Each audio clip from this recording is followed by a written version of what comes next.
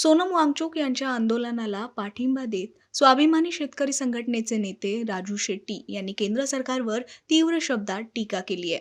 विद्यार्थ्यांच्या समर्थनार्थ उपोषणाला बसलेल्या सोनम वांगचुक यांच्याशी संवाद न साधणं हा सत्तेचा माज असल्याचं राजू शेट्टी यांनी म्हटलंय. तसंच सरकार आगीशी खेळतंय असं म्हणत राजू शेट्टी यांनी सज्जड इशारा दिलाय.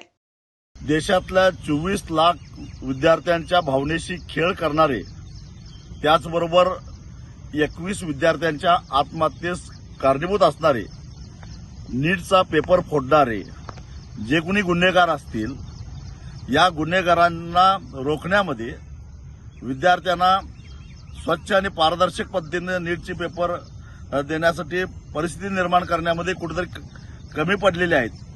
यासाठी नैतिक जबाबदारी स्वीकारून या देशाचे शिक्षण मंत्री धर्मेंद्र प्रधान यांनी राजीनामा द्यावा म्हणून गेल्या 1 महिन्यापासून विद्यार्थी आंदोलन करत होते.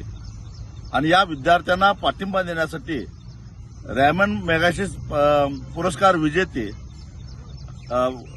सोनम वांगचुक हे गेल्या 21 दिवसापासून उपोषणाला बसलेले होते.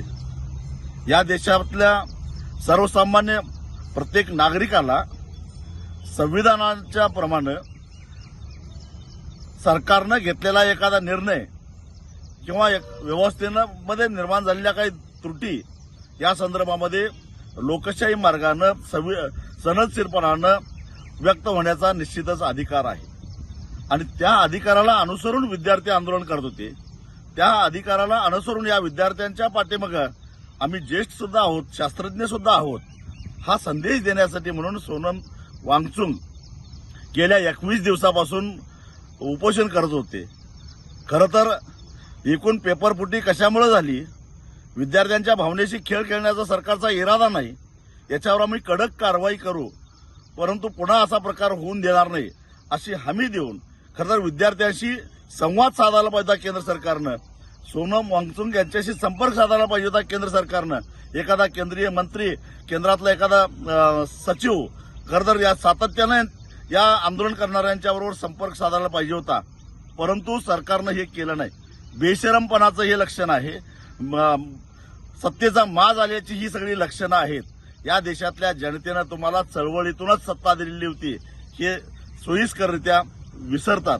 परंतु अशा पद्धतीनं जर का कोर्टाला पुढे करून शिखंडीसारखं तुम्ही जर का जन आंदोलन मोडणार असाल तर याद राखा, या देशामध्ये जसं श्रीलंकेमध्ये घडलं, बांगलादेशमध्ये घडलं, नेपाळमध्ये घडलं, तो क्षण या देशामध्ये यायला वेळ लागणार नाही.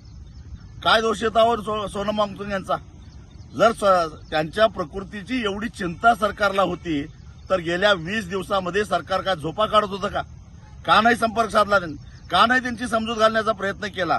आणि न्याय व्यवस्थेबद्दल तरी काय बोलावं? खरं तर न्यायालयानं इतक्या तातडीनं याची दखल घेतली, परंतु हे विद्यार्थी का आंदोलन करतात? सोनम वांगचुक सारखा एक समाजसेवक ज्यानं जगभरामध्ये देशाचं नाव केलं, तो माणूस उपोषणाला का बसतो? विद्यार्थ्यांच्या मागे का उभा राहतो? याच्या मुळाशी जाण्याचा प्रयत्न कोर्टानं का नाही केला? न्याय व्यवस्थेला सुद्धा प्रश्न विचारायचा निश्चितच अधिकार आम्हाला आहे. परंतु ज्या पद्धतीनं दिल्लीतल्या महिला कुस्तीगिरांनी यौन शोषणाच्या विरोधामध्ये केलेलं आंदोलन पोलिसांच्या सहाय्यानं शिखंडीसारखं मोडून काढलं आणि ती चळवळ दाबली गेली, त्याच पद्धतीनं ही चळवळ दाबण्याचा प्रयत्न सरकारचा दिसतो. पण याद राखा, याच्या प्रतिक्रिया उमटल्याशिवाय राहणार नाही. 20 तारखेचा संसदेवरचा मोर्चा होऊ नये म्हणून केलेला सरकार हा केविलवाणा प्रयत्न आहे.